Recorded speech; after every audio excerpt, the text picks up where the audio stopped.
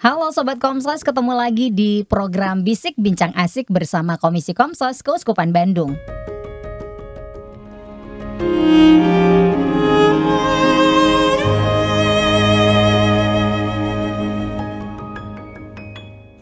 Oke, di hari ini spesial ya. Saya ditemani wanita cantik yang luar biasa, TOP BGT PSN SKLD ECH. Semua ternama, gak boleh iklan. Kalau Anda mau iklan, pasang iklan, bayar. Oh, di sini? Gak ngiklan. Mama ya, Hai Krisan. senang banget deh ya. Tapi kamu gak bestie loh sama narasumber dan juga aku. Ini dadakan, ini tembak langsung. Karena dua tamu kita ini spesial ya kali ini ya. Iya, istimewa sekali ya. Istimewa sekali. Yang gak kalah TOP BGT PSN SKLD ECH-nya. Yes. Ada Pak Dedi dan juga Ibu Entin. Halo Ibu Entin, Pak Dedi, apa kabar? Halo, baik. Kita akan ngobrol santai aja ya. Iya, siap. Silakan lo diminum loh. Baru mulai siapa tahu kan tenggorokannya agak-agak kering. Boleh, ya. boleh minum. Nambah boleh? Nambah Refill. Kita bakal ngobrol seputaran autoimun. Autoimun yang ini orang juga sekarang kan beberapa tahun terakhir ini juga banyak banget ya. Banyak yang kena autoimun gitu. Saya pertama kali tahu autoimun itu dari gosip artis-artis. Ya, dari salah satu artis, saya kena autoimun. Apa itu autoimun itu? Dan ternyata setelah googling ternyata autoimun itu banyak macamnya ya. Betul. Kondisinya juga berbeda-beda ya. Secara fisik berbeda gitu. Nah, Ibu Entin ini adalah salah satunya. Betul begitu Pak Dedi? Iya, penyintas ya. Dan Pak Dedi ini adalah suami yang support banget, yang luar biasa, yang penuh cinta. Oh ya, pasti gue langsung aja ya dangdut lah gue. Ada musik, ada backing sound. Gak pakai musik, bukan rumah Noni soalnya nih gitu. Oke, Bu Entin boleh tahu nggak sih kisah awalnya dari mulai kapan gitu terkena atau tahu nih menderita autoimun?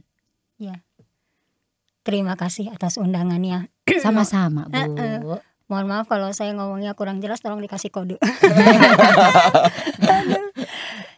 Nama saya Helaria Entin Wartini.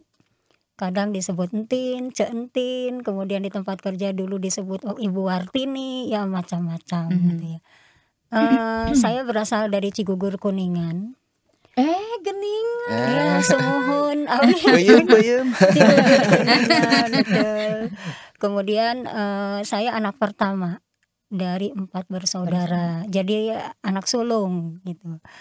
Dulu saya ya sehat walafiat, tidak ada kendala apapun dalam kesehatan. Kemudian sesudah saya kuliah selesai kuliah keguruan, kemudian tahun 2000 saya mulai mengajar jadi guru SD. Kemudian seperti biasa sehat, tidak ada kendala apapun. Tahun 2004 baru penyakit itu mulai muncul. Dari mulai gejala-gejala awalnya itu sudah mulai muncul. Gejala awalnya apa nih? Dari awal saya mudah sakit ya, mudah drop, sebentar-sebentar masuk rumah sakit di opnam, kemudian gitu ya. Awalnya itu terlihat dari ujung jari, seperti yang pucat, kalau kena dingin pucat. Kemudian mudah sekali linu, capek seperti kayak rematik itu. gitu rasanya. Ya, kayak seperti awalnya emang rematik. Ya, dulunya dianggapnya rematik. Berobat ke dokter rematik, ternyata diberi obat tidak ada perubahan apapun.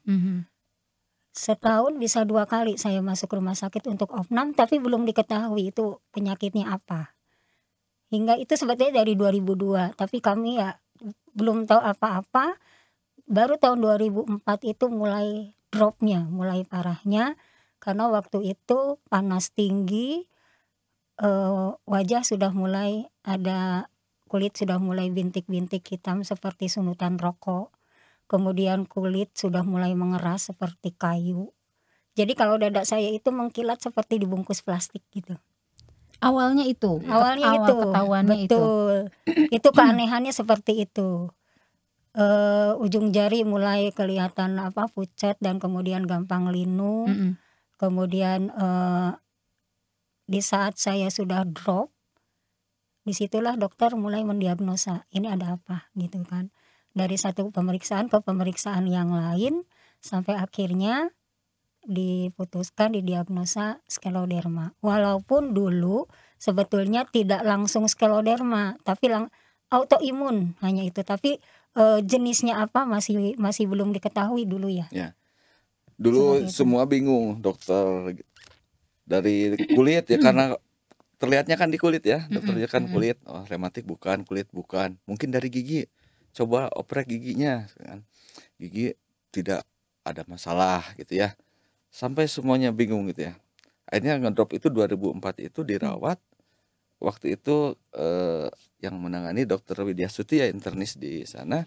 Akhirnya dokter juga bingung ini sakitnya apa gitu ya. Kemudian beliau meminta konsul dengan ini yang dokter yang sangat super sekali ya, dokter Ciam Chin Guan itu ya.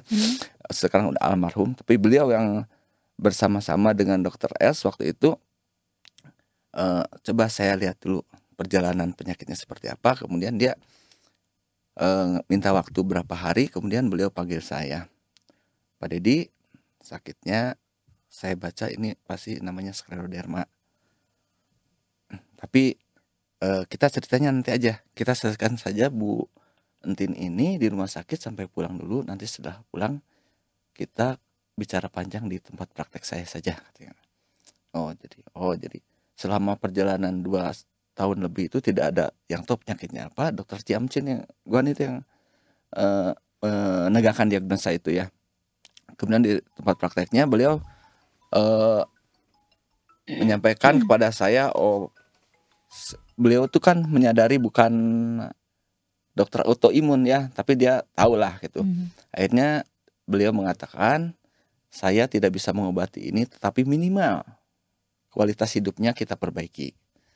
Kualitas hidup seperti apa? Misalnya mobilitasnya, pergaulannya, pergerakannya, itu minimal dia bisa beraktivitas normal dulu aja ya, katanya. Oh apapun dokter, saya bilang yang terbaik buat dia saya ikutin. Akhirnya waktu itu hanya pengobatannya hanya menggunakan methylprednisolone saja gitu kan. Kortikosteroid gitu ya, dengan dosis yang sangat tinggi. Saya juga khawatir. Iya. Dikasih sampai 32 mg, padahal paling normal juga 2 sampai 4 mili gitu ya. 32 mili. Tapi dokter bilang kita akan turunkan secara bertahap sesuai dengan kondisi badannya gitu ya. Itu maaf saya potong. Ini kondisi sudah menikah? Belum menikah. Belum menikah. Oke.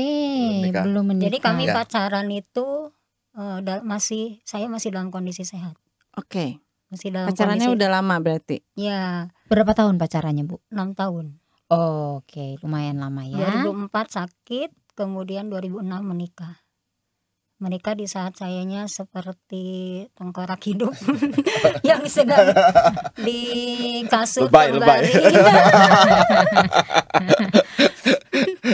Sekarang kondisinya sudah bisa istilahnya kayak kita mentertawakan masa lalu gitu ya. Kalau mungkin pada awalnya berat. Pengen tahu nih. Jadi dalam kondisi pacaran sudah lama, di tengah perjalanan lalu kita tahu nih pacar kita ternyata sakit. Sampai berani memutuskan untuk ngajak nikah, ini gimana Pak Dedi? Ini nggak semua manusia mampu ngambil keputusan ini. Betul. Gitu. Rata-rata kebanyakan ya, saya tidak menjudge ya. Kebanyakan itu pasti ya udahlah, tinggalkan saja gitu. Apalagi misalnya kita berdebat dengan keluarga besar ya kan. Lu mau ngapain, lu ngurusin orang sakit gitu. Udahlah gitu. Pak Dedi, misteri apa? Tadi janji bakal Bu Entin bilang ya kupas aja. Ya soalnya gini loh, misalnya si salah satu pasangan aja dari keluarga yang bercerai aja, si keluarga sini, kamu tuh tahu nggak itu pacar kamu orang tuanya bercerai, kamu masih mau berumah tangga sama orang kayak begitu, bla bla bla bla. Nah di Indonesia tuh kan kayak gitu ya, banyak kan orang tua yang ngasih stigma label begitu. Gitu. Nah ini keputusan luar biasa loh untuk pasangan ini tuh gimana gitu.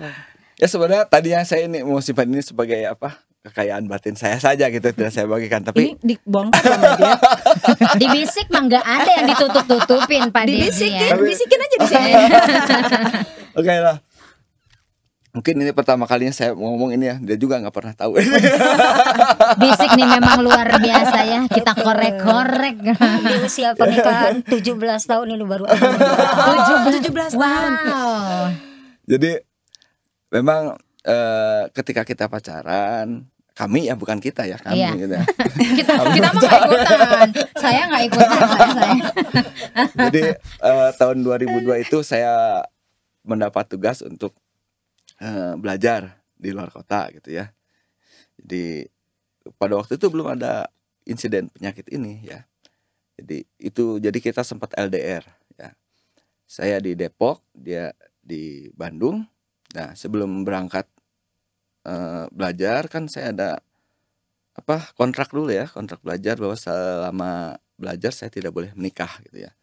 Jadi saya tanya sama dia, kamu mau tunggu enggak? Saya sampai selesai kuliah baru menikah. Nah, saya nggak bisa buru-buru karena 3 tahun harus kuliah dulu. Oke. Akhirnya lama mikir, ini udah umur udah segini nih gitu ya. Kejar kaya. Ya, nggak enak nih mau omongan orang. Akhirnya udah saya tunggu kamu selesai kuliah. Oke, saya berangkat kuliah gitu ya ke luar kota. Nah, di tengah perjalanan terjadilah muncul penyakit ini. Mengapa saya mau menikah dia? Karena dari awal sudah tanya, kamu mau nunggu enggak? Menikah, tunggu saya selesai kuliah. Nah, saya selesai kuliah masa mengingkari itu kan? Nah, saya harus menunaikan janji saya. Menepati janji. Menepati janji. Kedua, ya dulu kami itu sama-sama aktif juga ya di Paroki. Dulu kami di Muda Mudika, Mudika dulu mah Mudika ya, Mudika. sebelum ada OMK Mudika ya. Angkatan lama, angkatan lama. Ketahuan umurnya kan. Nah, di Mudika ya, salah satu tugas saya itu ya teman-teman kalau ada misalnya yang kerohanian gitu ya, minta bantuan saya. Kalau saya ngumpulin masa nggak bisa, tapi kalau ngisi rohani, hayulah saya bilang. Jadi kalau saya meninggalkan dia, terus apa yang saya ucapkan kepada teman-teman OMK itu ya nguap begitu saja ya. Sedangkan kita udah Ya. jadi figur nih Ya, selama gitu kan. ini kan. Saya gitu. ngomong bagaimana kepada teman-teman ya. Sekarang saatnya saya melaksanakan apa yang saya omongkan. Gitu ya. Apapun meskipun berat apapun, tapi ya itu konsekuensi kan. Ya jadi salah satunya itulah. Tapi pernah sempat ada pergumulan dulu nggak? Pasti. Pasti. Iya pasti. Saya juga berpikir dulu banyak hal, resiko-resikonya segala macam sudah saya perhitungkan. Tapi saya pikir ya kalau Tuhan menutup suatu jalan pasti dia akan Membukakan yang lain. buka 100 jendela buat saya gitu ya. Jalan yang ini ditutup, pintu yang ini ditutup, tapi dibukain 100 Jendela. yang lain. Jadi kudu loncat gitu ya kalau jendela mah. Kalau naik level ya. Keluarga sendiri gimana? Ya awalnya ada yang Menentang. kontra, tapi ibu bapak juga ya tahu ya saya itu orangnya seperti apa ya. Ibu bapak ketika saya selesai kuliah tidak langsung pulang kampung, tapi nyamper dulu ke rumah dia, ke orang tuanya. Nih si Dedi sudah selesai kuliah, gimana? Langsung lamar dia gitu. Ibu bapaknya Pak Iya. Dedi. Wow. Berarti support sebenarnya ya. support Support. sistemnya juga bagus. Ya. Gitu. Kondisi terburuk yang pernah terjadi apa? Selama mengidap autoimun apa tadi namanya? Scleroderma. Scleroderma. Ya. Scleroderma. Kondisi terburuk ya yang waktu itu Ya. ya, yang waktu Tahun 2004 itu ya. 2004 itu. Ya. Jadi berat badan dari 52 kilo menyusut langsung 29 kilo. 52 ke 29 kilo. Kemudian kulit yang putih bersih menjadi kusam, kemudian banyak titik-titiknya. Rambut dari panjang segini langsung rontok. Terus ini mulai radang satu demi satu. Sudah nggak bisa apa-apa. Di tempat tidur aja menunggu yang mau melayani saya, orang tua saya, yang apa-apa ya orang tua saya, apa-apa adik saya. Sempat perminyakan tadi. Sempat perminyakan. Waktu dirawat di Boromio saya sempat perminyakan dulu. ibu tapi tidak mengerti perminyakan itu apa. Jadi ya dijalani saja. Kalau saya tahu, saya sampai Maksudnya bingung. apa? Kenapa kok saya perminyakan? Memang saya ada apa? Sebetulnya saya waktu sakit itu tidak diperbolehkan turun dari tempat tidur bukan karena memang kondisi saya tidak bisa jalan. Bisa, tapi di toilet itu ada cermin. Jadi mungkin pihak medis atau yang merawat melarang saya dulu untuk melihat wajah saya, takut nanti tambah drop. Karena memang berubahnya seketika itu dalam waktu yang sangat-sangat singkat. Jadi akhirnya sesudah opnam pulang, di rumah ada cermin.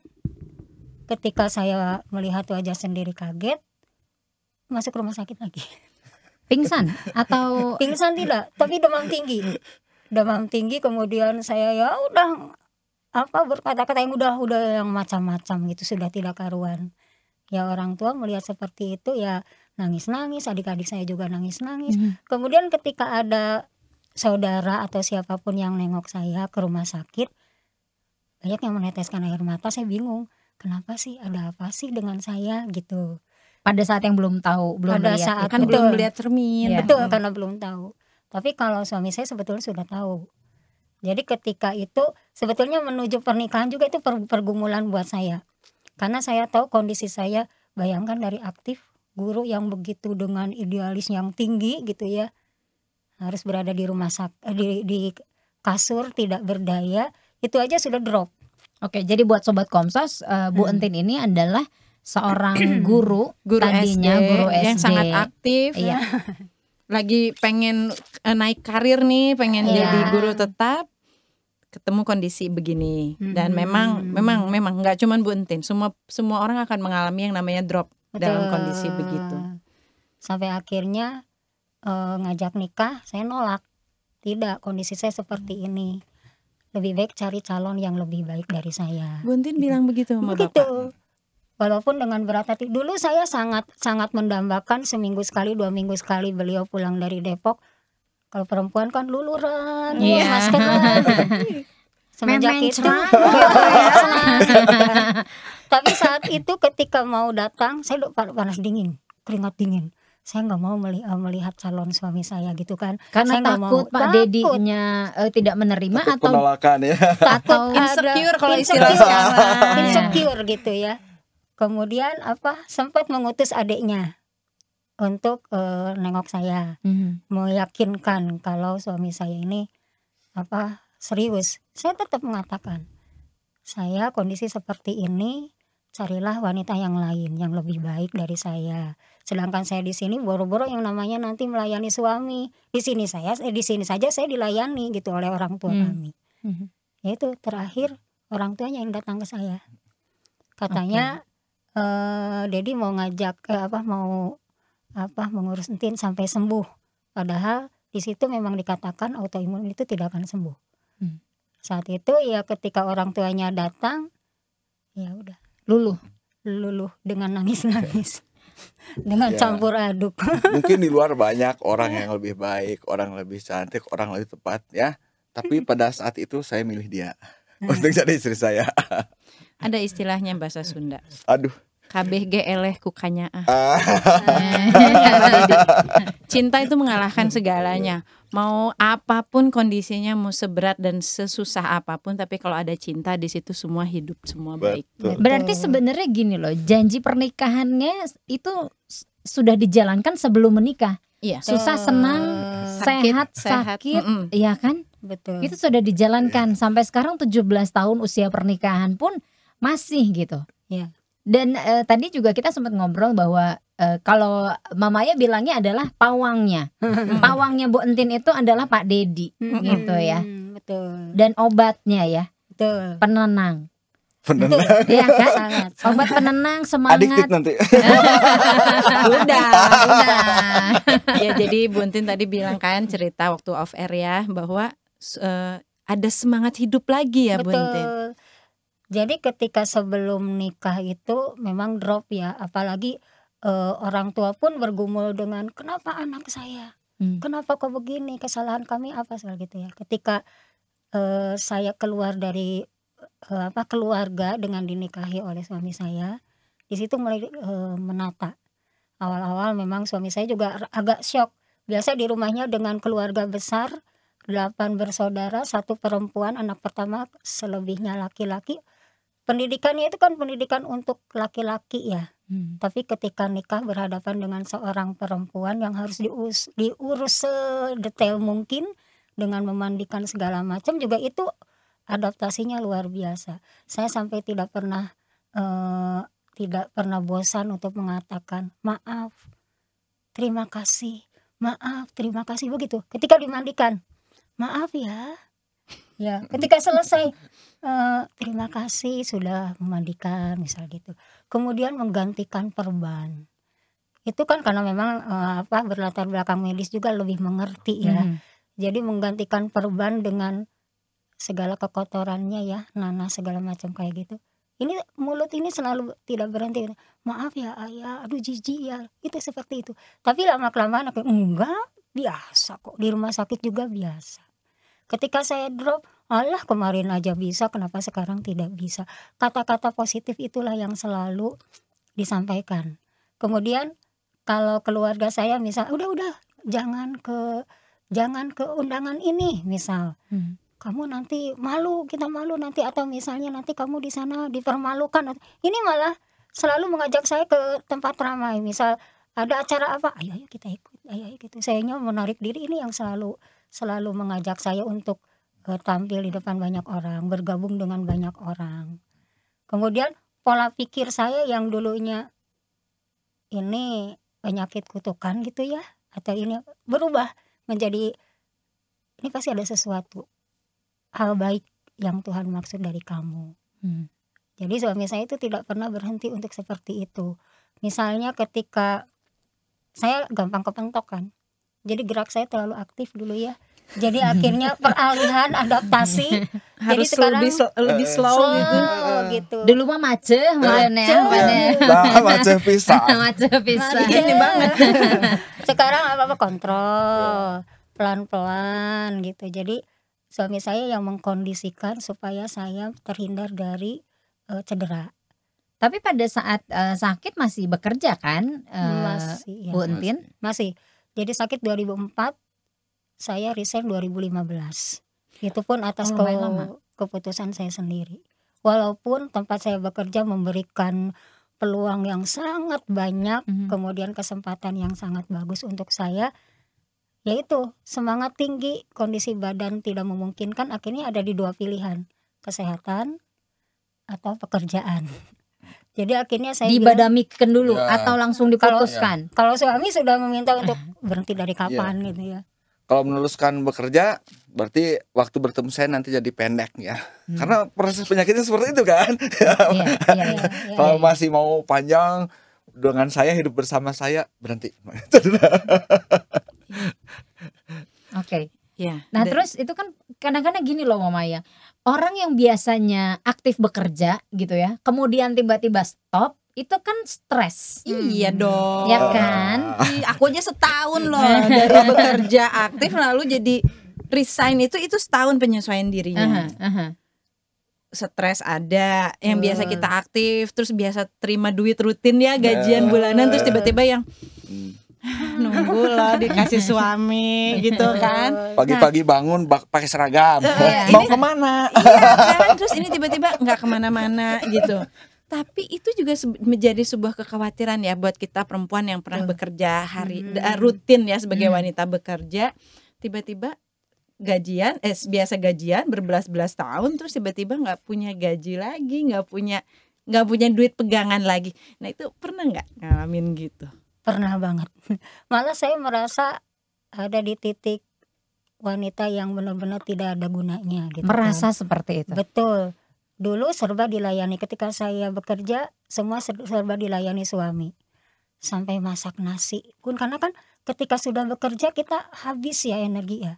Apalagi kondisi saya yang autoimun yang sangat mudah kelelahan. Datang, mandi, tidur. Suami saya yang menyiapkan makanan. Seperti itu kan.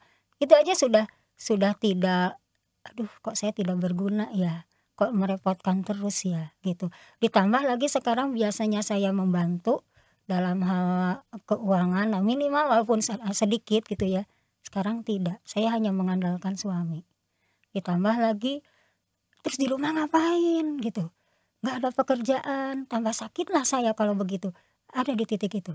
Tapi padahal pikiran-pikiran itu yang sebenarnya juga bikin kita bikin Bu Entin makin ngedrop ya. Betul. Yang itu jadi akhirnya mungkin si autoimunnya itu jadi makin ganas gitu Ya, kan. betul. Gitu. Nah, Bu Entin menyadari itu dan akhirnya bisa menemukan kedamaian dan berdamai dengan diri sendiri itu kapan gitu dan apa gitu yang jadi triggernya? Oh iya. Awalnya kan sesudah 2015 saya resign, 1 tahun saya pemulihan dulu ya, pengobatan dulu. Kemudian saya mulai dengan ngelesin anak-anak. Kebetulan kan di kompleks saya itu banyaknya orang yang bekerja di rumah sakit. Jadi kan untuk mengurus belajar anak gitu perlu bantuan. Jadi saya akhirnya buka les, anak-anak komplek datang seperti itu. Berjalan, kemudian keburu pandemi, ya demi kesehatan saya juga, anak-anak les juga, akhirnya saya stop. Kemudian suami juga udah stop. Ini tidak bagus untuk kedua pihaknya gitu kan. Akhirnya saya stop. Akhirnya ya kemudian saya mencari kegiatan lagi dengan BIA. Ya kegiatan BIA, menjadi pendamping BIA, ada beberapa orang menjadi tim pendamping BIA di sana. Kalau ini nggak bikin stres ya pendamping BIA? Enggak. Saya jingkrak terus lupa dengan sakit. lupa dengan sakit. Kemudian ya sambil berjalan saya menemukan itu kegiatan merajut. Ini tiba-tiba menemukan ini atau mencari tahu dulu, googling? Enggak sih, sebetulnya karena tetangga saya ada yang pensiunan ya, pensiun itu merajut. Kok ya ketika melihat saya ingat dulu SMP ada pelajaran keterampilan gitu ya, merajut PKK. Aduh ketahuan banget kita umurnya ya. Kamu 90-an ya. Itu kok kayaknya asik gitu ya gitu, karena saya pikir gini, walaupun saya di rumah saya harus ada kegiatan. Jadi jangan sampai dengan bergumul dengan sakit saya malah menjadi drop, kasihan juga suami. Sudah tidak berguna, menyusahkan juga gitu kan. Jadi akhirnya udahlah, yang penting minimal saya stabil. Jadi ketika melihat orang merajut, saya coba lihatlah di Google tuh, di YouTube. Saya coba lah dengan tangan begini, kaku begini, apa bisa ya gitu merajut. Tapi kenapa tidak, ternyata akhirnya lama kelamaan saya mempunyai teknik khusus untuk memegang hakpennya. Kemudian oh iya berarti untuk kondisi saya biar jalan begini caranya. Dengan pandemi juga ternyata banyak kelas online merajut. Disitulah akhirnya saya mulai lama kelamaan menambah ilmu, mencoba.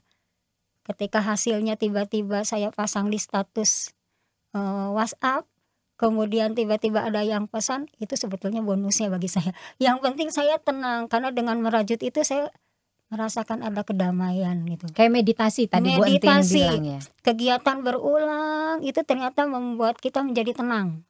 Kemudian dari penyakit saya itu kan brain fog ya, mudah lupa.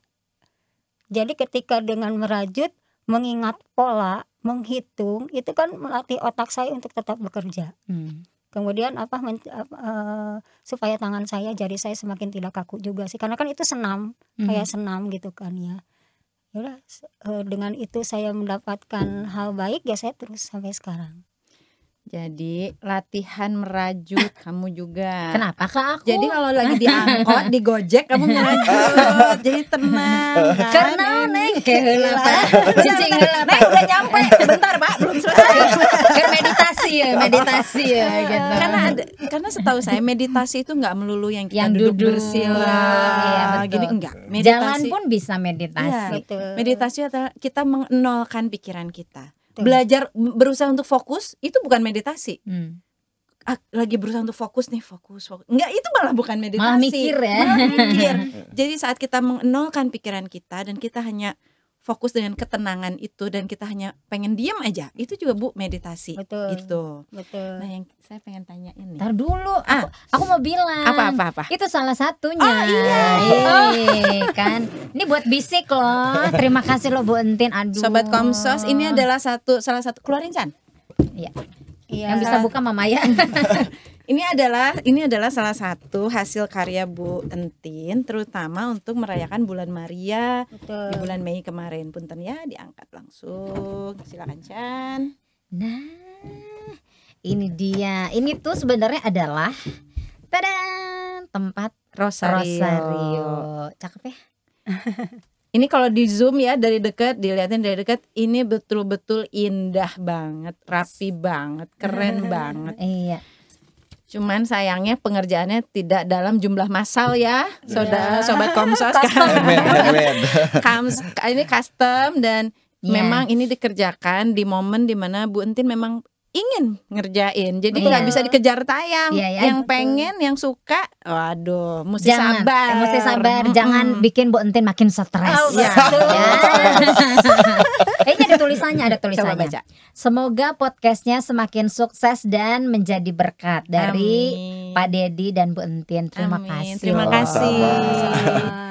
Aku mau nanya. Apa? Nah, berarti kasih sayang dan cinta kasih Tuhan itu benar-benar nyata ya untuk keluarga Bapak dan Ibu ini berdua. Pasti. Boleh dong cerita sama kita.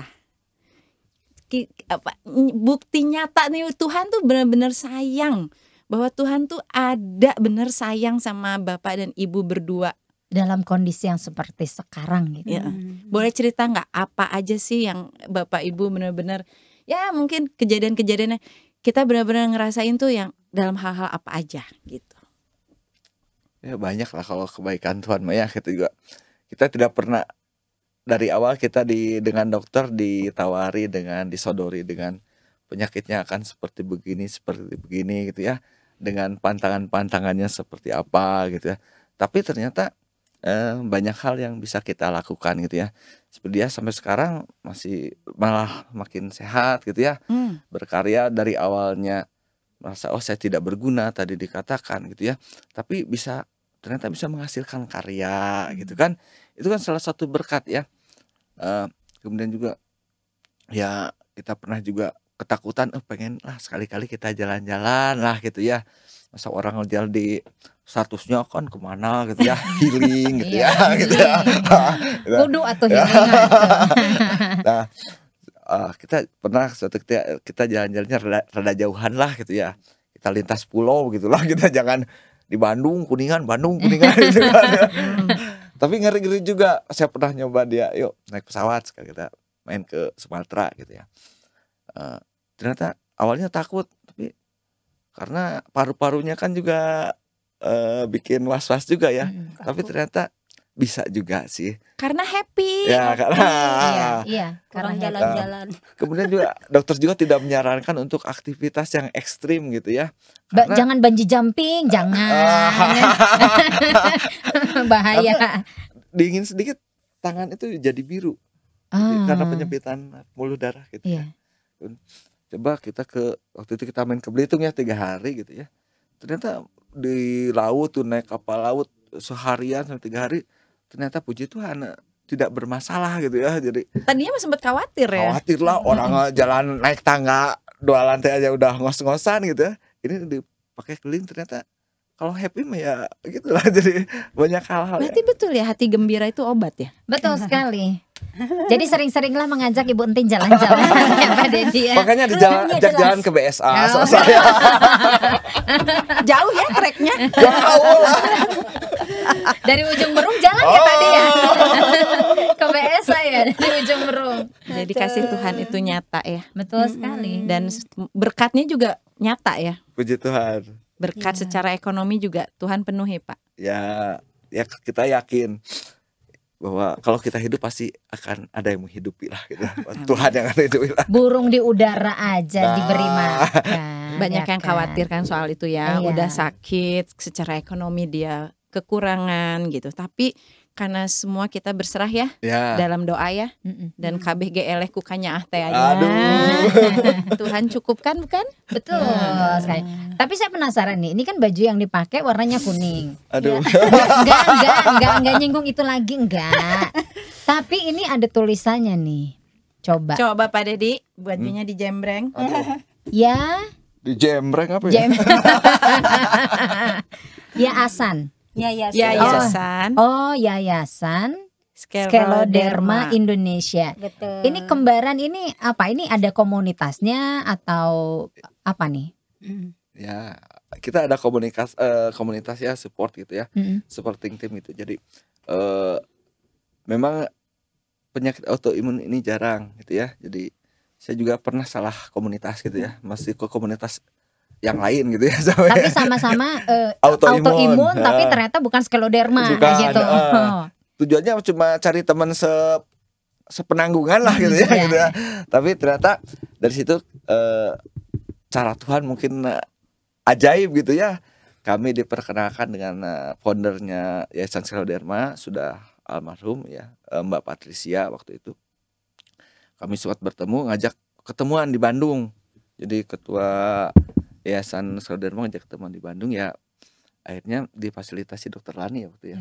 Kita di Hasan Sadikin ada pertemuan sekitar 9 atau 10 orang gitu ya. Kita ya ngobrol-ngobrol, bincang ya. Akhirnya di situ saya melihat bahwa kami tidak sendiri ya. Ini penyakit langka tapi kami tidak sendiri. Ada teman-teman yang lain yang memiliki kesamaan ya. Dari situlah ya jadi sumber penguatan juga buat kami gitu ya untuk tetap jalan. Ada yang sempat juga punya putra, anak gitu ya. Ada yang tidak juga. Jadi ya saling berbagi cerita aja lah penguatan. Dan sampai sekarang pun ada komunitas WAG-nya juga ada, saling support gitu. Kalau kadang mereka sekarang lagi musim sakit ini ya kompakan itu komunitas memang ngetrennya itu jadi saling warning. Jadi kalau misalnya sekarang sedang cuaca dingin nih ekstrim, di grup itu pasti tangan linu enggak? Oh iya, tangan kita linu. Jadi kita tidak ada merasa teman. betul.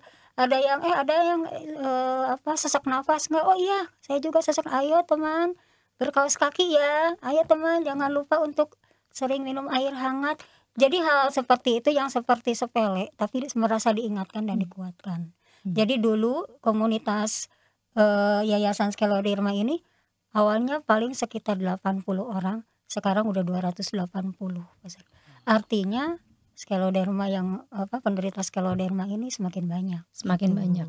Dan mungkin buat sobat Komsos yang mengetahui ada kenalannya gitu ya, bahkan mungkin ada keluarganya yang ternyata juga punya autoimun yang Skeloderma yang tadinya nggak tahu ada komunitas, bisa bergabung di sini kan. Betul. Jadi tahu gitu. Jadi bahwa tidak merasa sendiri, tidak merasa insecure lagi bahwa yuk bisa bangkit bersama-sama gitu. Karena kan yang paling penting itu adalah support system kan ya betul, kan. Betul. Kalau misalnya support systemnya bagus juga yang tadi nggak stres lah, kita bisa lebih happy gitu dalam menjalani segala sesuatu, meskipun ya sakit mah tetap lah ya gitu, tapi bisa dengan penuh sukacita gitu ya kan. Pak Dedi sendiri sampai sekarang apa yang menguatkan Pak Dedi untuk tetap menemani Ibu Entin? Ya karena dia baik sama saya. Oh, mencacakan. Lihat aja.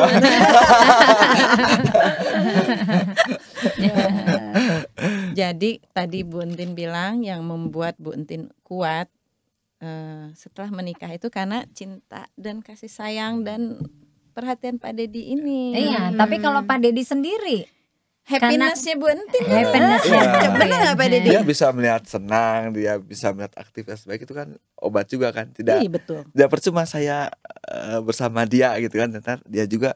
Coba kalau misalnya dianya jadi ngedrop terus-terusan juga saya sedih. Berarti saya nggak berhasil dong nemenin dia gitu kan. Makanya ketika dia melihat happy, artinya support yang saya berikan memang berpengaruh positif. Berarti saling menguatkan satu sama lain. Karena kan ada juga yang sudah tidak punya semangat hidup ya. Mau sakitnya apapun, kalau tidak ada semangat hidup, ya gimana? Iya.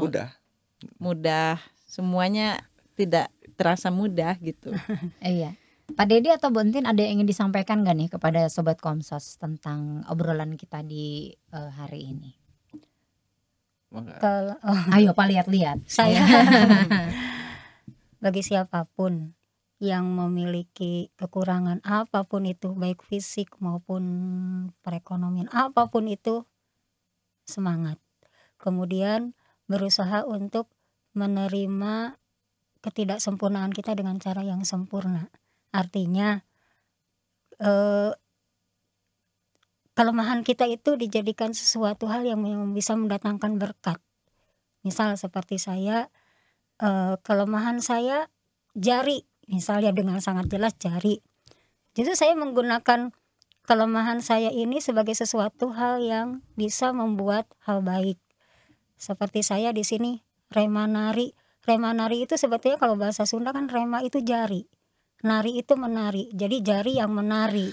Oh. Jadi justru dari kelemahan saya jari diangkat menjadi sesuatu hal yang baik gitu. Jadi siapapun, entah itu teman-teman Skeloderma atau siapapun yang memiliki kekurangan, gunakan kekurangan itu sebagai suatu hal yang menjadi berkat untuk orang lain.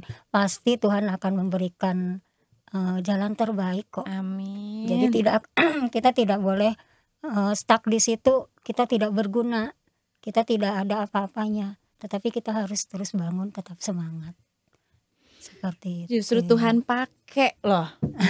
Ya, Tuhan berkarya loh lewat pasangan ini, Pak Sutri ini. Betul. Betul. Betul. Banyak orang sehat tapi tidak mampu berguna, tidak digunakan tuh segala yang ada dalam dirinya tidak digunakan untuk membantu orang lain. Tapi Pak Sutri ini dengan segala kelebihan dan kekurangannya menjadi inspirasi buat orang lain, buat kita juga ya, Sobat Komsos, sesama perempuan juga kita jadi dikuatkan ya. Dan buat para suami Coba bisa di-cloning kalau ada yang mau di-cloning. Mau di-cloning boleh. Tapi energi positif yang dikeluarkan, kalimat positif tadi yang dikeluarkan Bu Entin itu menular. Iya dong. Ya. Energi positif itu memang sangat menular. Terima kasih. Bu Entin terima kasih, Pak Dedi. Terima kasih. Pak Dedi ada yang mau disampaikan? Ya ini hanya cerita kecil, mungkin bagi orang tidak tapi mungkin ini yang bisa kami bagikan. Satu hal mungkin bahwa apapun masalah kita, apapun kekurangan kita, Allah kita jauh lebih besar daripada masalah. Yes. Haleluya, amin. Saudara-saudara angkat tangan saudara. Ada amin di sini. Ada amin di sini. Ada amin di kita sini. lebih hebat dari segala Ya. apapun. Mari Itu kita aja. bernyanyi bersama sekarang. Ada musik. Yang masuk surga angkat tangan. Iya, betul. Itu penguatan kita ya hari ini, Krisa. Iya, betul sekali. Dan tadi saya baru menyadari ini ya ternyata ya. Remanari. Remanari @remanari.craft. Nanti boleh ditulis di bawah di IG-nya di ya. IG-nya ya, alamat IG-nya. Sekali lagi terima kasih ya Sama-sama. Ibu Entin, Pak Dedi. Pak Dedi Maya. sudah berbagi cerita di sini sudah. Suka gitu deh. Sudah sharing bersama kami di sini. Semoga ini juga pastinya menyentuh hati Sobat Komsos yang menonton episode kita kali ini. Ya, pasti dong. Semoga. Kalau gitu kita harus pamit nih Mama Maya ya. Oke, kita tutup. Ya sudah silakan loh. Apa? Gimana? Ayo kamu dulu. Kamu mah. Contohin. Jangan berebut. Sobat Komsos terima kasih ya sudah menonton episode Bisik. Kali ini kita berjumpa lagi di episode Bisik selanjutnya. Dadah. Terima kasih.